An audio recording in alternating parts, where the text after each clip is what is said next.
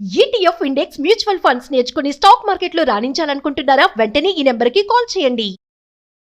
Hi అండి, అందరికీ నమస్కారం. నేను మీ వేణుగోపాల్ రెడ్డి. సంయుక్తంగా విద్యార్థులకు అవసరమైనటువంటి అనేక వీడియోస్ మనం చేస్తూ ఉన్నాం. దాదాపు 2 నెలల నుంచి యునైటెడ్ స్టేట్స్ ఆఫ్ అమెరికా యుఎస్ఏలో జరుగుతున్నటువంటి H1B వీసాల ఇష్యూ కొంచెం సద్దుమణిగింది. అట్లా వాళ్ళు ఏదో కొంచెం అటు ఇటు ఉన్నారనగానే ఇప్పుడు మరొక కొత్త ఇష్యూ అక్కడ రావడం జరిగింది. ఈ ఇష్యూ పేరే ఓపీటీ. ఓపీటీ అంటే ఏంటంటే ఆప్షనల్ ప్రాక్టికల్ ట్రైనింగ్ ప్రోగ్రామ్ అనమాట. సో ఇది ఇంటర్నేషనల్ స్టూడెంట్స్ ఎవరైతే అక్కడ చదువుతుంటారో వాళ్ళకి హెల్ప్ చేయడం కోసము ఈ యొక్క ప్రోగ్రామ్ అనేది నిర్దేశించబడింది అనమాట. సో దీని మీద మాగా మూమెంట్ ఎవరైతే మేక్ అమెరికా గ్రేట్ అగైన్ అని ఎవరైతే మూమెంట్ చేస్తున్నారో వాళ్ళందరూ కూడా వీళ్ళంతా వైట్స్ డొనాల్డ్ ట్రంప్ యొక్క సపోర్టర్స్ అనమాట. ఈ సపోర్టర్స్ అందరూ కూడా ఈ ఓపీటీ ప్రోగ్రాం వల్ల వాళ్ళ యొక్క ఉపాధి దెబ్బతింటుంది అనేది వాళ్ళ యొక్క అభియోగం. సో ఈ ఓపీటీని లేకుండా చేయాలని వాళ్ళు పెద్ద ఎత్తున నినాదాలు చేస్తూ ఉన్నారు. సపోర్ట్ పాయింట్ ఆఫ్ వ్యూలో మనం తీసుకున్నప్పుడు 65% అమెరికన్స్ ఇటు H1B వీసా మీద కానీ అదేవిధంగా ఆప్షనల్ ప్రాక్టికల్ ట్రైనింగ్ ఓపీటీ మీద కానీ వాళ్ళు వ్యతిరేకంగా ఉన్నారు. కేవలం ఒక 20-25% మంది మాత్రమే దీనికి ఓకే అనేటువంటి పరిస్థితి అక్కడ ఉందన్నమాట. అసలు ఈ ఓపీటీ అంటే ఏంటి అని మనం చూసినప్పుడు మన పిల్లలందరూ కూడా అక్కడ ఎంఎస్ చేయడానికి వెళ్తుంటారు. ప్రధానంగా మన పిల్లలు ఎక్కువగా వెళ్ళేటువంటి కోర్సెస్ ఏదైతే ఉన్నాయో ఇవి మనకి కంప్యూటర్ సైన్స్ కోర్సుల్లో వీళ్ళు ఎక్కువ మంది పిల్లలు వెళ్తూ ఉంటారు అనమాట. వెళ్ళినటువంటి వాళ్ళు కోర్స్ అయిపోయిన తర్వాత వాళ్ళ యొక్క రిలవెన్స్ ఫీల్డ్లో ఎక్స్పీరియన్స్ పొందడం కోసము 1 year పాటు వీళ్ళకి అక్కడ వర్క్ చేసుకునే దానికి పర్మిట్ అనేది ఉంటుందన్నమాట.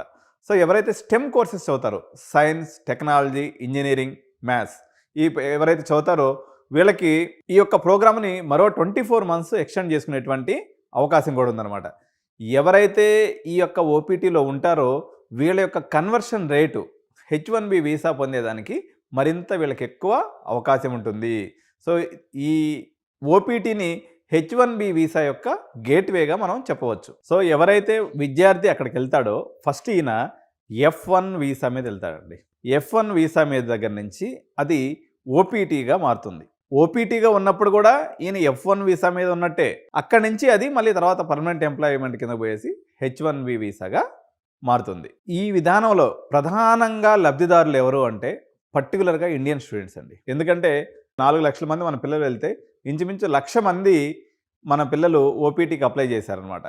సో ఓపీటీకి అప్లై చేసే కమ్యూనిటీలు ప్రధానంగా ఇండియన్ కమ్యూనిటీ, దాని తర్వాత చైనా, దాని తర్వాత కెనడా, బ్రెజిల్ ఈ దేశాల నుంచి వచ్చినటువంటి విద్యార్థులంతా కూడా ఈ యొక్క ఓపీటీ ప్రోగ్రామ్కి పర్టికులర్గా అప్లై చేసుకుంటూ ఉంటారు. తద్వారా వాళ్ళు H1B తీసుకొని అక్కడ సెటిల్ అవ్వడానికి ప్రయత్నం చేస్తూ ఉంటారు అనమాట.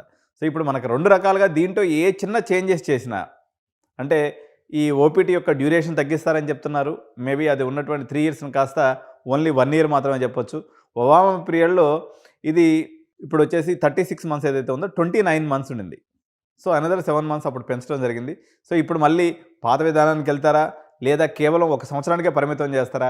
ఇది ఏది చేసినప్పుడు కూడా ఓవరాల్గా మన యొక్క డాలర్ డ్రీమ్స్ మొత్తం కరిగిపోయినట్టే. ఎందుకంటే ప్రధానంగా మనం 40 నుంచి 50 లక్షల రూపాయలు ఇన్వెస్ట్ చేసి యుఎస్కి వెళ్తున్నాం అన్నట్లయితే దాని యొక్క ప్రధాన ఉద్దేశం ఏంటంటే ఈ 2 yearsలో ఎవరైనా మనకి యుఎస్ చేసే పన్ను ఏంటి అంటే 1 year ఫీజు కట్టేసుకుంటారు, బ్యాంక్ గ్యారెంటీ చూపించేసుకుంటారు, అక్కడికి వెళ్ళేసి పార్ట్ టైంలు చేసుకుంటూ ఫీజు కట్టుకుంటూ ఓపీటీలో వచ్చిన డబ్బులతో ఇంకా మిగిలిచి ఇంటికి కూడా పంపిస్తూ ఉంటారు అనమాట. అయితే ఇప్పుడు పరిస్థితులు బాగాలేవు, అక్కడ కూడా పార్ట్ టైం దొరకట్లేదు, ఇబ్బంది ఉంది. కానీ నేను 3 years బ్యాక్ లేకపోతే కోవిడ్కి ముందు సిచ్యువేషన్ కానీ చూసుకున్నప్పుడు పార్ట్ టైం వాళ్ళకి కంఫర్టబుల్గా దొరికేది.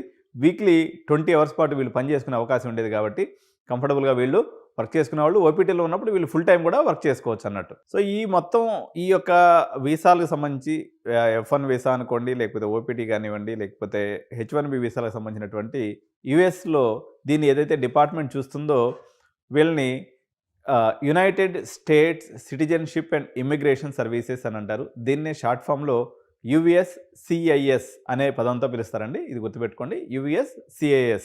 సో ఇది ఒక డెఫినేషన్ ఇస్తుందన్నమాట. అంటే ఎవరికి ఏ విధానాలు ఉండాలనేది, ఏ రకంగా ఇంటర్నేషనల్ విద్యార్థులకి ఎటువంటి వీసాలు ఇవ్వాలి, లేకపోతే వాళ్ళ వర్క్ పర్మిట్స్ ఎన్ని రోజులు ఉండాలి, ఇవన్నీ కూడా డిఫైన్ చేసేది ఈ యొక్క UCICS అనేటువంటి వ్యవస్థ అనమాట. సో మీ అందరికీ తెలిసిందే, ఎవరైతే ఫుల్ టైంలో అక్కడ ఎంఎస్కి వెళ్తారో వీళ్ళకనేది ఈ ఓపీటీ అనేది అందుబాటులోకి వచ్చేస్తుంది. ఒక అకాడమిక్ ఇయర్ కానీ ఉన్నట్లయితే వీళ్ళకి ఓపీడీ మీదకి వస్తారు. 2 అకాడమిక్ ఇయర్స్ ఉన్నట్లయితే మొత్తం 3 ఇయర్స్ వీళ్ళకి ఓపీడీ అనేది వచ్చేస్తుందనమాట. సో దీంట్లో ఓపీడీలో కూడా 2 రకాలు ఉంటాయండి. ప్రీ కంప్లీషన్ ఓపీడీ అంటే మనము ఎప్పుడైతే కోర్స్ జాయిన్ అవుతామో ఒక 2 ఇయర్స్ గాని అక్కడ ఉంటామనుకోండి. ఈ 2 ఇయర్స్‌లో వాళ్ళు 20 అవర్స్ పర్ వీక్ ఏదైతే చేస్తారో దీన్ని ప్రీ కంప్లీషన్ ఓపీడీ అంటారు. సో ఎవరైతే కోర్స్ కంప్లీట్ అయిపోయిన తర్వాత ఫుల్ టైమ్ వాళ్ళకి సంబంధించినటువంటి వర్క్‌లో ఉంటారో దాన్ని పోస్ట్ కంప్లీషన్ ఓపీడీ అని దీన్ని ఈ రకంగా పిలుస్తూ ఉంటారు. సో మొత్తం యూఎస్‌లో ఉన్నటువంటి ఓపీటీ స్టూడెంట్స్‌లో ఇండియన్ స్టూడెంట్స్ యొక్క బేసు 30% వరకు ఉంటుందండి. అప్రాక్సిమేట్‌గా ఎనీ పాయింట్ ఆఫ్ టైమ్ 1,00,000 మంది మన విద్యార్థులు ఈ ఓపీటీలో ఉంటారు కాబట్టి ఈ ఓపీటీని రద్దు చేయాలని, ఓపీటీని 1 ఇయర్ కుదించాలని చెప్పేసి ఏదైతే మాగా మూవ్‌మెంట్ వాళ్ళు చేస్తున్నారో ఇది భారతీయ విద్యార్థులు దీనివల్ల చాలా ఇంపాక్ట్ అయ్యే అవకాశం ఉంది. ఇప్పుడు ఇలాంటి డెసిషను కెనడా దేశం కూడా ఒకటి తీసుకొని వచ్చింది. ఏదైతే వాళ్ళకి పీఆర్ పర్మనెంట్ రెసిడెన్సీకి ఏదైతే అవసరమైనటువంటి ఎంప్లాయబిలిటీ పాయింట్స్ ఉన్నాయో వాటిని వెత్తేసిందనమాట. ఎందుకంటే అక్కడ ఎవరైతే జస్టిన్ ట్రూడో సర్కార్ ఉందో వాళ్ళకి నెక్స్ట్ ఇయర్ సెప్టెంబర్లో వాళ్ళకి ఎలక్షన్స్ ఉన్నాయి. ఆ ఎలక్షన్స్‌ని బేస్ చేసుకొని ఈ యొక్క దాన్ని వాళ్ళకి వచ్చేటువంటి పర్మనెంట్ రెసిడెన్సీకి వచ్చేటువంటి పాయింట్స్ ఏదైతే ఉన్నాయో ఆ పాయింట్స్‌లో మెజారిటీ ఆఫ్ ది పాయింట్స్ వాళ్ళ ఎంప్లాయ్‌మెంట్ నుంచి వస్తాయన్నమాట. ఆ పాయింట్స్‌ని కన్సిడర్ చేయమని చెప్పేసి ఆయన ఈ మధ్య ఒక జీవో జారీ చేశాడు. దాని మీద మనం నెక్స్ట్ వీడియోలో కూడా చర్చిద్దాం. సో ఒక రకమైనటువంటి అన్సర్టనిటీ ఏర్పడిపోయింది. భారతీయులకి ఎక్కడ పోయినా కూడా అనేక రకాలైనటువంటి ఇష్యూస్ వస్తూ ఉన్నాయి. అక్కడ ఉన్నటువంటి ఎగ్జిస్టింగ్ గ్రీన్ కార్డ్ హోల్డర్స్‌ని కూడా మళ్ళీ మొత్తం రివ్యూ చేస్తామని ఇంకో పక్క గవర్నమెంట్ చెప్తూ ఉంది. అంటే మీరు చేసినటువంటి అప్లికేషన్స్ ఏదైతే పాత దాంట్లో ఏదైనా మిస్టేక్స్ ఉన్నప్పుడు కూడా దాన్ని కూడా ఇప్పుడు తిరగదోడి మళ్ళీ మీ గ్రీన్ కార్డ్‌ని కూడా క్యాన్సిల్ చేస్తామని చెప్తున్నారు. H1B వీసా నిబంధనల్ని కఠినతరం చేస్తామని చెప్తున్నారు. H4 ఏదైతే డిపెండెన్స్ వీసాలు ఉన్నాయో దాని మీద కూడా చాలా కఠినమైనటువంటి నిబంధనలు విధిస్తామని చెప్తున్నారు. ఇంకోటి ఏంటంటే పార్ట్ టైమ్ పాయింట్ ఆఫ్ వ్యూలో కూడా ఏదైతే మనం యూనివర్సిటీ జనరల్గా మనం అక్కడికి వెళ్ళేటువంటి విద్యార్థులకు ఏం పర్మిషన్ ఉంటుందంటే వితిన్ ద యూనివర్సిటీలో వర్క్ చేసుకునే పర్మిషన్ ఉంటుంది అనమాట. కానీ మన వాళ్ళు చూసి చూడనట్టుగా బయటికి పోయి అదే ఇది పనులు చేసుకుని కొంచెం సంపాదించుకుంటూ ఉంటారు. ఇప్పుడు ఆ అవకాశం కూడా లేకుండా పోయే పరిస్థితి వచ్చేసింది. ఓన్లీ ఏమాత్రం చిన్న తేడా జరిగినా మీరు అక్కడ హోమ్‌ల్యాండ్ సెక్యూరిటీ ఎవరైతే ఉంటారో వాళ్ళు మిమ్మల్ని నిర్బంధించి ఎయిదర్ డిపోర్టింగ్ అన్నా చేస్తున్నారు, లేకపోతే కేసులైనా పెట్టేటువంటి అవకాశం ఉంది. కాబట్టి మనం ఒకసారి పునరాలోచించుకోవాలి. మనకి నెక్స్ట్ ఆల్టర్నేటివ్స్‌గా ఏమున్నాయి? మనకు ఉన్నటువంటి యూరోప్ అనుకోండి, లేకపోతే ఇతర కంట్రీస్ ఎక్కడెక్కడైతే అవకాశం ఉందో, సో ఆ అవకాశాలన్నింటిని కూడా ఎక్స్‌ప్లోర్ చేయాల్సినటువంటి సందర్భం వచ్చింది. ఇప్పుడు నేనైతే చెప్తున్నా యాక్చువల్‌గా మేము ఈ కొంచెం అంటే అంత యూఎస్ అంత పెద్ద మార్కెట్ కాకపోయినా దుబాయ్ మార్కెట్ కూడా ఒక రకంగా ఎంప్లాయ్‌మెంట్ పరంగా మనకి ఒక ప్రామిసింగ్ అమౌంట్ అనేది అక్కడ వస్తుంది. దాదాపు ఇంటర్నేషనల్ యూనివర్సిటీస్ అన్నీ కూడా అక్కడ ఉన్నాయి కాబట్టి దుబాయ్ మార్కెట్‌ని కూడా మీరందరూ కూడా ఎక్స్‌ప్లోర్ చేయండి. సో యూకేలో సిట్యుయేషన్ ఉంది. కానీ యూకే యొక్క కాస్ట్ అనేది చాలా ఎక్కువ ఉంది. మనకి ఏదైతే పోస్ట్ కంప్లీషన్ ఆఫ్ అయిపోయిన తర్వాత స్టడీ అయిపోయిన తర్వాత జాబ్ మార్కెట్ అనేది బాగా డల్‌గా ఉందట.